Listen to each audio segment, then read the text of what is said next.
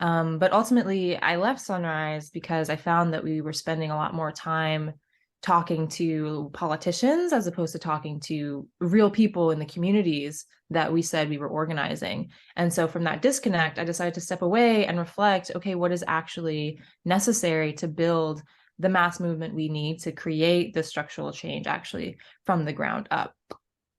So my partner, Alex O'Keefe, and I decided to start building Survival Bloc, which is this new framework for survival programs, survival program based movement building that's really inspired by, the legacy of former movements that have also been rooted in survival programs. So folks like the Black Panthers or the Young Lords or the American Indian movement, this call back to the 60s and 70s of like returning to the land, trying to be in right relationship. But trying to also innovate and add on and iterate on what these past movements have done, we see a particular need for these survival programs to be rooted in a really holistic healing approach. So to heal ourselves, our relationships to each other and the land, and to also heal our collective trauma, really, by rebuilding everything about how we live, especially our culture.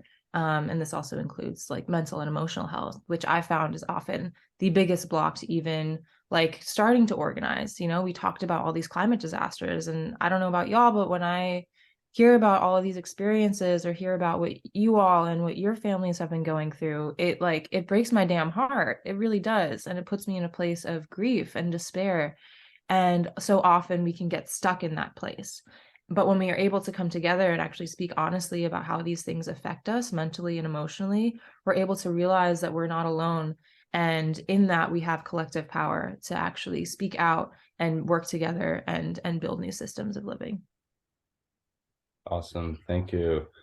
Can you say a little bit about how you see mutual aid that we just touched on a little bit a moment ago, but being integral to this climate survival movement?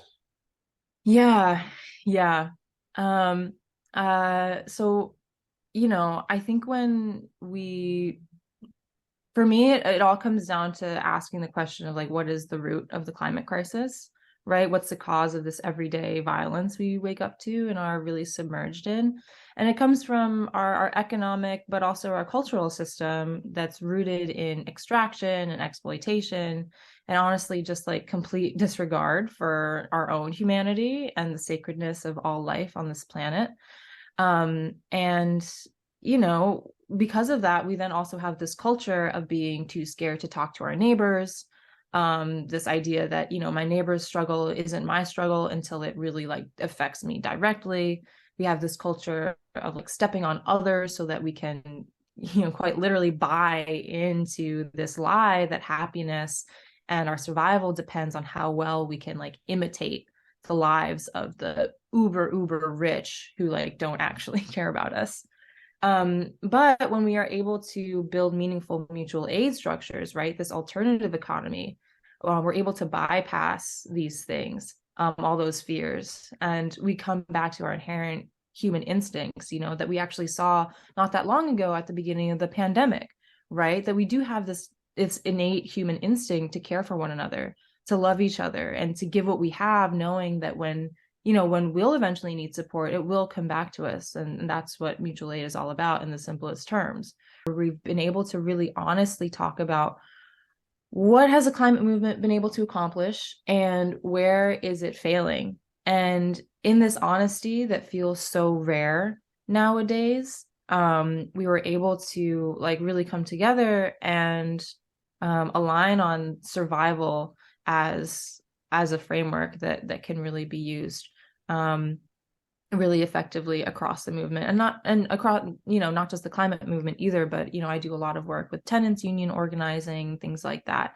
So I think it has the potential to really unite us all and create a movement of movements, which again is something that TCM has already been working on. Like, y'all have already done so much work to build this robust network of organizations across the country. And, since day one, I've also been inspired by how your team has already been experimenting with these frameworks that we've been talking about and have been starting to prove that, while there's always room to grow, and get even more refined and better, these frameworks are already effective in building strong communities that are capable of modeling this kind of like massive transformation that we're talking about.